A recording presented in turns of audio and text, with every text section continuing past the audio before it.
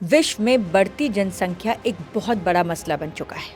उसी के साथ साथ बढ़ता प्रदूषण, प्लास्टिक का इस्तेमाल, लेकिन एक ऐसी बढ़ती पॉपुलेशन है जिसका शायद काफ़ी लोग अंदाज़ा नहीं लगा पा रहे हैं कि कितना नुकसान हो रहा है, कितना खामियाजा भुगतना पड़ रहा है, और वो है कुत्तों की बढ़ती जनसंख्या।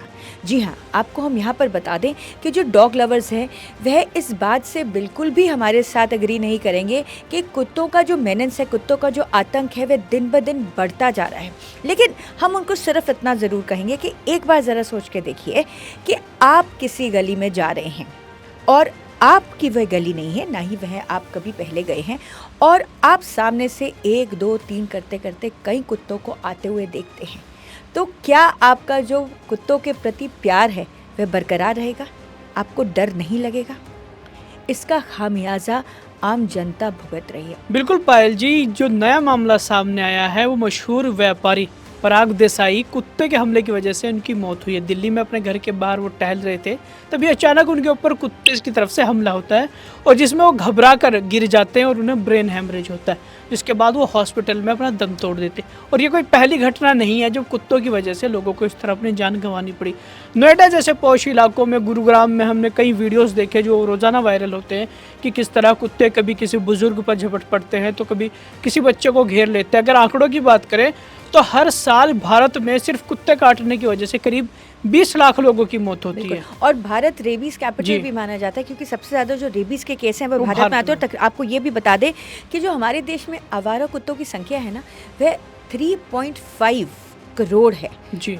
और ये जो कुत्ते हैं, ये वह कुत्ते हैं जो कभी भी कहीं पर भी आपको राह चलते अटैक करके आपको ज़ख्मी कर सकते हैं, आपके अपनों को ज़ख्मी कर सकते हैं, चाहे बच्चे हों चाहे बुज़ुर्ग हो, कोई भी इनका शिकार बन सकता है और परिणाम बहुत घातक हो सकते हैं।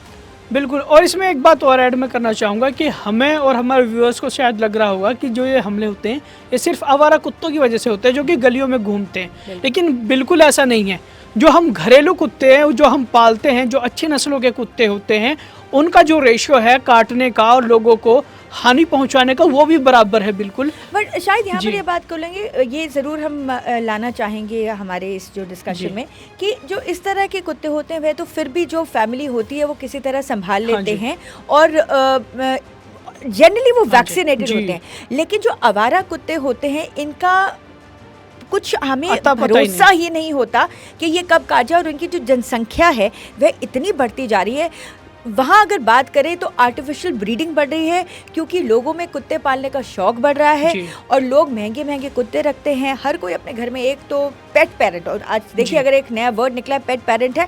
देखिए यहाँ पर हम किसी भी पेट पेरेंट को ये नहीं कहना चाहते, डिस्करेज नहीं करना चाहते, ये नहीं कहते कि आप ऐसा क्यों कर रहे हैं, लेकिन यहाँ पर जो 100 बातों की एक बात है वो ये है कि जो आवारा कुत्ते हैं उनका जो आतंक है वह इतना बढ़ चुका है और लोगों के लिए कई गलियों में तो अपने घर से निकलना तक मुश्किल हो गया है।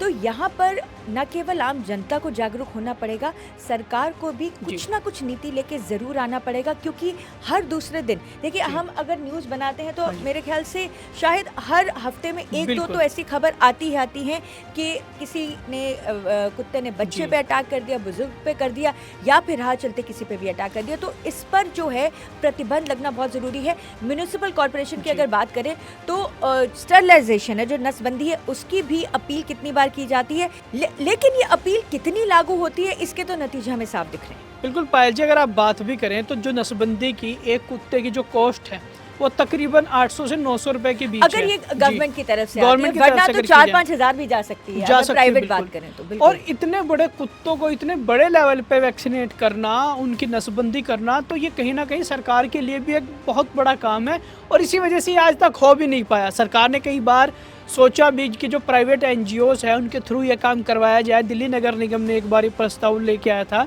कि जो प्राइवेट NGO हैं वो कुत्तों को पकड़े, उनकी नसबंदी करें और फिर दिल्ली नगर निगम जो है वो उनको पैसे पैक करेगा, लेकिन ये काफ़ी बहुत देर तक ये चल नहीं पाया। मुझे तो लगता है यहाँ पर जो एनिमल वेलफेयर ऑर्गेनाइजेशंस हैं इस बात को नज़रअंदाज करने के लिए या डिनायल मोड में रहना कि ऐसा तो कुछ नहीं होता, या कुत्तों को अपना, इनफैक्ट अगर आपको पता हो शायद आप एक कुत्ते को उसका जो नेचुरल हैबिटेट है जहाँ पर वो जन्मा है और जहाँ पर उसके साथी संगी है बिल्कुल। वहाँ से हटा भी नहीं सकते।